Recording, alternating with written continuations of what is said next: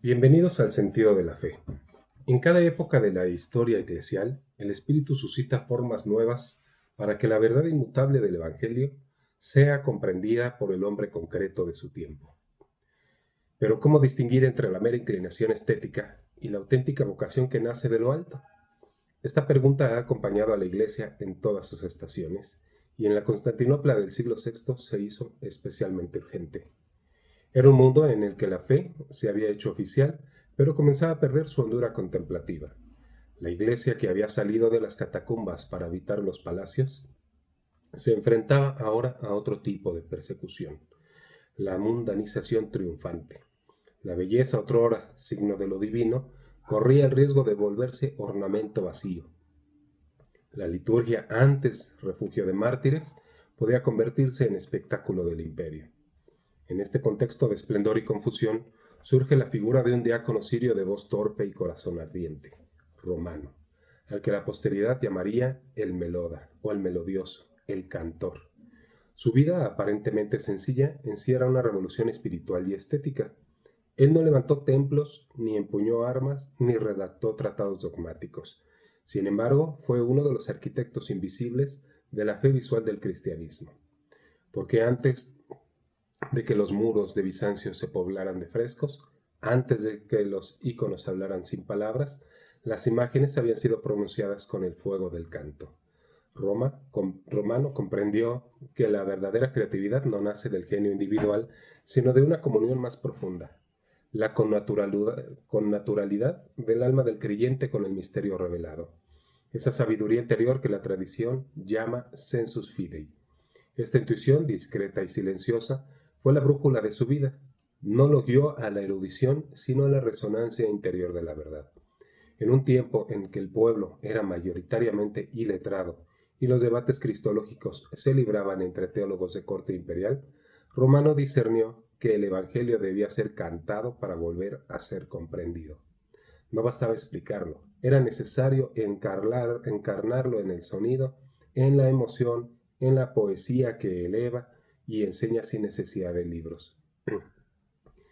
En esta decisión se revela su vocación, transformar la liturgia en un drama sagrado donde la palabra se hiciera experiencia. En el reinado de Justiniano I, Constantinopla era la joya del Mediterráneo. Las cúpulas resplandecían con mosaicos de oro.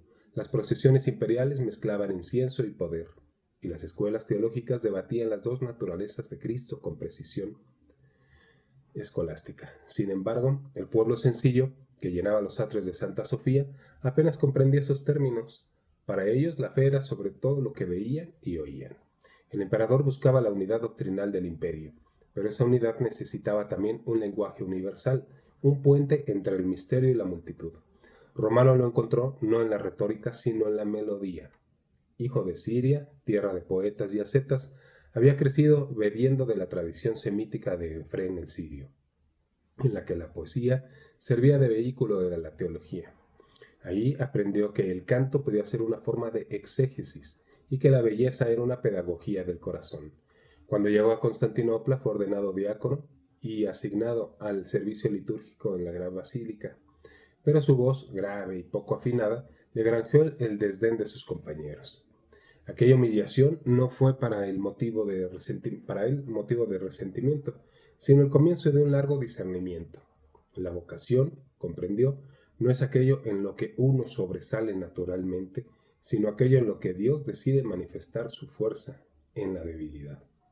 En su oración silenciosa, Romano meditaba sobre la distancia entre la grandeza de la liturgia y la pobreza del corazón humano. Veía a sus hermanos cantar los himnos imperiales sin comprender el misterio que celebraban. Él mismo, incapaz de alcanzar la belleza del canto, sentía sin embargo que había en él música más profunda, la de una verdad que aún no había aprendido a pronunciar. Y así, en el silencio de su derrota, se fue gestando su llamado. Como los profetas antiguos, fue llevado a comprender que el don de Dios no se conquista, se recibe. La noche de la Navidad, mientras la ciudad se preparaba para la solemnidad, Romano se sintió especialmente turbado. Se sentía inútil, torpe, ajeno al esplendor del templo. La humillación se había convertido en su escuela interior. En su celda, entre lágrimas, suplicó a la Madre de Dios que le concediera comprender lo que debía hacer. Entonces ocurrió lo que las crónicas relatan como el signo de su elección. En sueños vio a la Teotocos acercársele con un pergamino en las manos. Su rostro irradiaba luz, la luz misma que los íconos bizantinos intentarían siglos después reproducir. Ella le ordenó comer el rollo y él obedeció con un gesto de reverencia. Al hacerlo, sintió que una dulce, indescriptible dulzura recorría su ser. Cuando despertó tenía aún en los labios el sabor a la miel. La experiencia no fue para él una visión ornamental, sino un acontecimiento teológico. Había comprendido que el arte cristiano, para ser verdadero, debe nacer de la asimilación del verbo, no sólo de repetir sus palabras, sino comérselas, hacerlas carne. De ahí que su misión posterior no consistiera en componer por inspiración estética, sino en traducir la palabra recibida en un canto que enseñara y conmoviera. En aquel gesto simbólico, comer el pergamino, se encierra toda su vocación, recibir la tradición para devolverla viva. Al amanecer, en la solemnidad de la Natividad, subió al ambón. Quienes lo conocían esperaban otro intento torpe, pero lo que brotó de sus labios fue un canto nunca oído, el contaquión de la Navidad. Su voz, ahora clara y ardiente, llenó la basílica. Los fieles sorprendidos escuchaban cómo el misterio del nacimiento del Verbo se desplegaba ante ellos en un lenguaje que podía comprenderse y sentirse.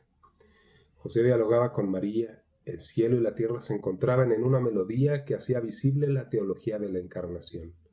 A partir de ese día, el pueblo lo reconoció como el meloda, el cantor, el melódico inspirado.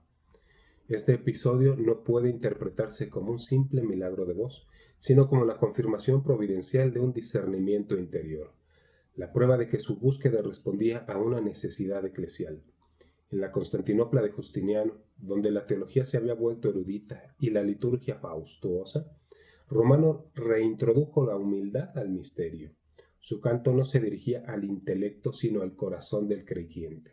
Era una catequesis sensorial, una teología dramatizada. En su Contaquia, la fe se hace experiencia narrativa. La doctrina se convertía en poesía vivida. Su teología era kenótica, descendía para elevar. En el Contaquión de la Pascua, Cristo desciende a los infiernos y desafía al Hades. ¿A quién tienes, oh infierno, que se haya hecho pobre como yo? En esa línea, Romano comprendió la creatividad como participación de la kenosis divina. El artista no se exalta, se vacía, no se adueña del don, se deja poseer por él. Por eso toda su obra nace de la humillación transformada en alabanza. Esa teología del descenso se proyectó más allá del canto. Los iconógrafos posteriores al pintar al Cristo que rompe las puertas del Hades o la Teotocos que sostiene al niño en la gruta, bebieron de las imágenes poéticas de la Contaquia. Romano no pintó frescos, pero sus palabras proporcionaron el guión teológico que los fresquistas seguirían siglos después. Cada color, cada gesto de los muros bizantinos tiene en su raíz un eco de los himnos. Así la belleza visual del cristianismo oriental se edificó sobre la belleza sonora de su palabra. Pero el camino del meloda no fue sereno. La aceptación popular no eliminó la envidia clerical. Algunos veían en él un innovador peligroso, alguien que dramatizaba demasiado la doctrina. Otros lo consideraban un simple cantor inspirado, sin el rigor de los doctores. Romano soportó estas tensiones con serenidad de quien ha comido el pergamino y sabe que la verdad no necesita defensa. Comprendió que la pureza de su canto dependía de la pureza de su corazón, no de la aprobación externa. Así se ejercita el sentido de la fe, no como certidumbre orgullosa, sino como con naturalidad humilde con la verdad. Su vida se convirtió en una parábola del discernimiento vocacional.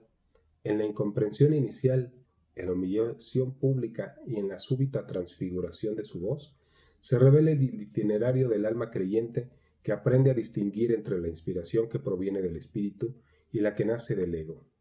Romano aprendió que la verdadera creación exige despojo. Hay que perder la propia voz para dejar hablar a Dios mismo. Su obra fue vastísima, decenas de contaquia que abordan todos los misterios de la fe desde la Natividad hasta la dormición de María. En cada uno de los personajes bíblicos no son figuras distantes, sino voces que dialogan con el pueblo. En el contaquión de la Natividad, José se turba ante el misterio del parto virginal. María lo consuela y lo ilumina. En ese intercambio se expresa una teología conversacional donde la revelación se comunica en diálogo, no en discurso. La sabiduría divina desciende al nivel del corazón humano. En su Mariología, Romano alcanzó una profundidad mística que influirá en toda la tradición oriental. La Teotocos aparece como cooperadora activa del plan divino, espejo de la humildad creadora. Nadie es santo como el Señor, cito textualmente, y nadie es puro como tú, oh Madre de Dios, canta en uno de sus himnos. En ella Romano ve el modelo de toda vocación, la que no retiene, sino que ofrece. La belleza mariana no es adorno, sino forma visible de obediencia. La constante dialéctica entre la soberbia y la humildad, tan recurrente en sus himnos, no era para él una abstracción moral, sino el drama fundamental de la historia. Si la soberbia expulsó al hombre del paraíso, solo la humildad del Creador podría reabrir sus puertas, y el artista cristiano, al participar en la creación, debía reproducir esta dinámica, humillarse para crear. De ahí que su Contaquia sea una pedagogía de la humildad estética. Cada palabra canta el misterio de Dios que se abaja. En su discernimiento vocacional, Romano pasó del deseo de brillar a la convicción de servir. Su arte no fue un fin, sino un misterio. En él se cumple la paradoja paulina. Cuando soy débil, entonces soy fuerte. El canto que brota del dolor purificado se convierte en himno que enseña a los demás a creer. En su experiencia, el sensus fidei se manifiesta como la comunión profunda con el sentir de la Iglesia. No compone para sí, sino para el pueblo, interpretando sus ansias, temores y alegrías a la luz del misterio pascual. La liturgia bizantina encontró en él su poeta teólogo. Cada contaquión era una homilía en verso, una catequesis cantada que sustituía el sermón. Así, en una sociedad analfabeta, Romano hizo de la liturgia el gran libro de los pobres. Los fieles aprendían teología repitiendo estribillos de sus himnos, del mismo modo en que las paredes aprendían teología reproduciendo las escenas que él había narrado. En la sinfonía de voces y colores, el imperio entero se volvió un aula de catequesis. Esta transformación cultural revela el alcance de su vocación. Romano no solo discernió su propio llamado, ayudó a la Iglesia a discernir un nuevo modo de evangelizar. Su sensus fidei lo llevó a percibir que la fe debía expresarse en un lenguaje de belleza comprensible para el pueblo. Esa intuición tan sencilla y profunda sería la base de toda pedagogía estética cristiana posterior. La creatividad para él no era licencia, sino obediencia. No se trataba de inventar, sino de revelar. El creador cristiano, según Romano, participa en el acto mismo de la encarnación. Toma lo visible y lo hace audible, visible, tangible. Por eso su canto tiene una estructura dramática. La palabra entra en diálogo con la historia. En su arte, el misterio no se explica, se representa, y al representarse se comunica mejor que cualquier tratado. A la luz de esta comprensión, la llamada vocacional se presenta como un proceso de kenosis creativa. El discípulo no busca manifestar su propia voz, sino dejar que Cristo cante en él. Así lo entendió Romano cuando tras su sueño subió al ambón no para probar su talento, sino para ofrecer su obediencia. Su creatividad fue un acto de comunión.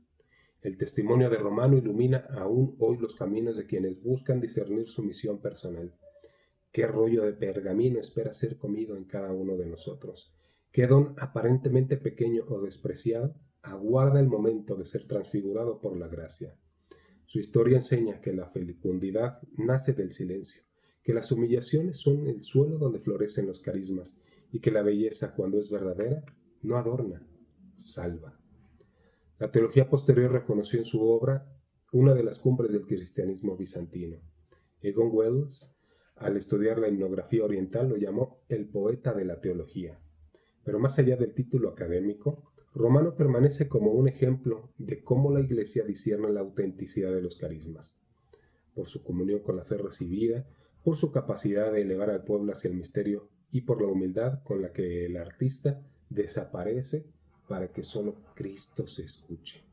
Así, en medio de los muros dorados de Constantinopla, entre las voces que competían por lucir su talento, un diácono sin voz se convirtió en la voz de la Iglesia. Su sensus fidei lo condujo a discernir que el canto no era un arte, sino una forma de predicación. A través de su don, el Verbo encarnado encontró un nuevo lenguaje para hacerse presente, la melodía que enseña, consuela y convierte. A medida que su vida avanzaba, Romano fue comprendiendo que la liturgia no era solo un conjunto de ritos, sino el corazón palpitante de la Iglesia, la respiración misma del cuerpo de Cristo. Cada himno que componía era su conciencia, un acto de fe que buscaba traducir lo invisible de la palabra cantada. En los silencios previos a cada composición, Romano se enfrentaba a la oscuridad del no saber, a la importancia del hombre ante el misterio. En esta experiencia del vacío, tan semejante a la kenosis del Verbo, encontraba la materia prima de su arte. No era la erudición lo que daba vida a sus himnos, sino la humildad de la escucha. El oído del corazón, decía San Benito, es la primera cítara que debe templarse para que el espíritu pueda tocarla. Romano, sin haber leído la regla, vivía esa verdad de modo radical. El episodio decisivo de su existencia, la noche de Navidad en la que la Virgen se le apareció y le entregó el rollo para que lo comiera, que no fue una mera visión mística, sino la imagen más pura del sensus fidei. Aquella experiencia sintetizaba lo que su vida entera significaba. La fe se hace palabra cuando el alma se deja nutrir por el Verbo. La escritura no es entonces un texto que se estudia, sino un alimento que se digiere. La teología bizantina lo expresaría siglos después con la categoría de teosis, es decir, el hombre se diviniza al participar del Logos encarnado, al dejar que el Espíritu articule en él un canto nuevo de la redención. Desde ese momento la voz de Romano cambió. Sus himnos ya no eran descripciones, sino participaciones. Cuando cantaba en la Encarnación, su tono no era el del narrador que relata un hecho pasado, sino el testigo que presenció un acontecimiento presente. Esa era la gran revolución estética que introdujo en la liturgia bizantina, la actuación del misterio mediante la palabra poética, la incorporación del oyente al drama de la salvación. La teología del arte sacro que se desarrollará más tarde, con los íconos, la arquitectura y el canto coral, encuentra en él su germen originario. Los estudiosos modernos como Mas o Grosdieder de Matons han subrayado cómo Romano transformó la homilía en poesía cantada, inaugurando una nueva forma de catequesis estética. Pero más allá del aporte literario, su vida encarna un paradigma teológico, el arte como mediación entre la verdad revelada y la experiencia del creyente. En su contacto la doctrina se hace imagen, la exégesis se hace melodía y la fe se traduce en ritmo. Es el sensus fidei hecho arte. Las composiciones de Romano abordan los grandes misterios de la economía salvífica, la natividad, la pasión, la resurrección, la asunción, los mártires, los profetas, pero lo singular de su modo de situarse ante cada tema. Nunca habla sobre Cristo, habla desde Cristo. Su poesía es cristocéntrica en el sentido más radical. No se limita a enunciar las verdades teológicas, sino que procura encarnar la voz misma del Redentor. Así, en su himno sobre la crucifixión, no se contenta con describir el dolor de María, sino que le da palabra al corazón traspasado del Hijo. Esa asunción de perspectivas interiores anticipa el método espiritual de la lectio divina y la oración ignaciana, donde el creyente se introduce en la escena para percibir el misterio desde adentro. Esa interiorización estética tiene implicaciones eclesiales profundas. Romano no compone para sí, sino para la comunidad orante. Cada himno está pensado para ser cantado en la liturgia, y por ello su obra participa del carácter comunitario del sensus fidei fidelium. No es la genialidad de un individuo, sino la conciencia viva de que la Iglesia, la que habla a través de él. Su creatividad, lejos de ser autónoma, es obediente. Lejos de buscar originalidad, busca fidelidad. En esto se manifiesta la diferencia entre la inspiración artística secular o protestante y la inspiración eclesial. La primera exalta la subjetividad, la segunda transparenta el espíritu. No obstante, Romano no fue ajeno a la tensión interior de que todo artista experimenta. Su lucha entre el yo que crea y el Dios que inspira. En sus últimos años esa lucha se hizo más intensa. Las voces de su entorno que lo aclamaban como nuevo David contrastaban con su propia sensación de indignidad. Él sabía que el don recibido era puro don y que el peligro del orgullo era tanto más sutil cuanto más espiritual parecía. Por eso insistía en que el verdadero canto nace del silencio y que la melodía solo es pura cuando el corazón ha sido purificado. No canta quien busca su voz, escribió, sino quien deja que el espíritu cante en él. En el contexto histórico en el que vivió Romano no fue fácil. El imperio bizantino, bajo los reinados de Anastasio y Justiniano, experimentaban tensiones teológicas y políticas. Las controversias cristológicas entre monofisistas y calcedonianos dividían a la Iglesia mientras la capital era un hervidero de disputas doctrinales. En ese ambiente, su obra actuó como puente. Sus himnos centrados en la humanidad y divinidad de Cristo se convirtieron en un lenguaje común donde la belleza ayudaba a reconciliar la verdad.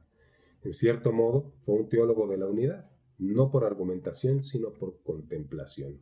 Esta función reconciliadora del arte, tan patente en su misión, ilumina también nuestra época. Romano demuestra que la teología del arte no es un lujo cultural, sino una necesidad espiritual. Allí donde la razón teológica se fragmenta en escuelas y disputas, la belleza devuelve la percepción de la totalidad, y en esa totalidad reconoce la voz del espíritu.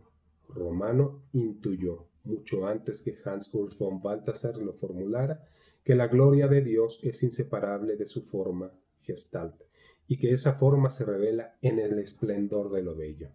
En la tradición bizantina, el ícono es considerado teología del color. De modo análogo, Romano podía llamarse el creador de la teología del sonido.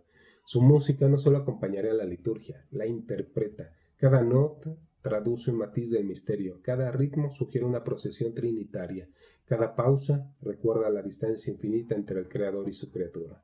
Así como el iconógrafo ayuda antes de pintar, Romano se preparaba con oración y vigilia antes de componer. Su arte era una forma de ascesis. No componía para emocionar, sino para purificar la mirada interior. Este carácter ascético de su obra nos invita a releer la relación entre arte y espiritualidad.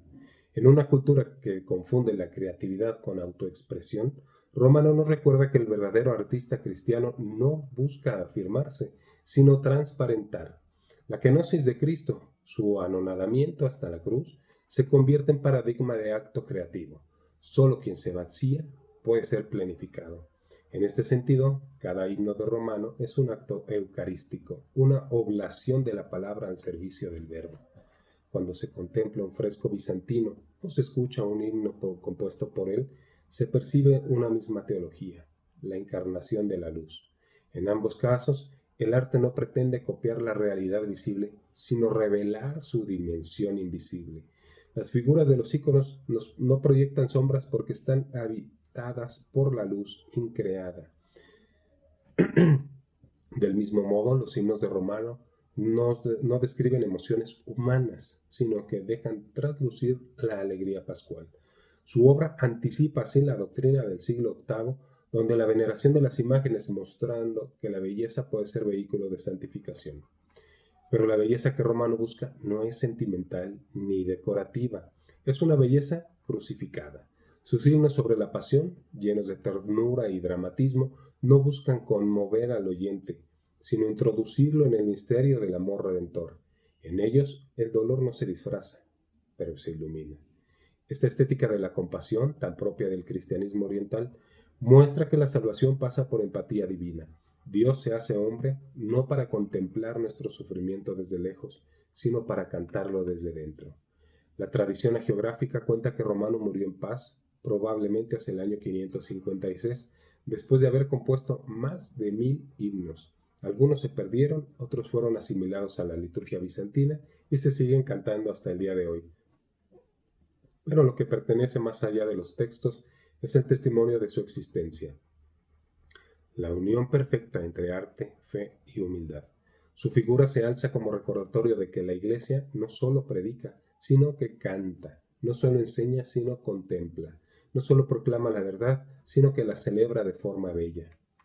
En la actualidad, redescubrir a San Romano el Meloda es redescubrir la vocación contemplativa del arte cristiano.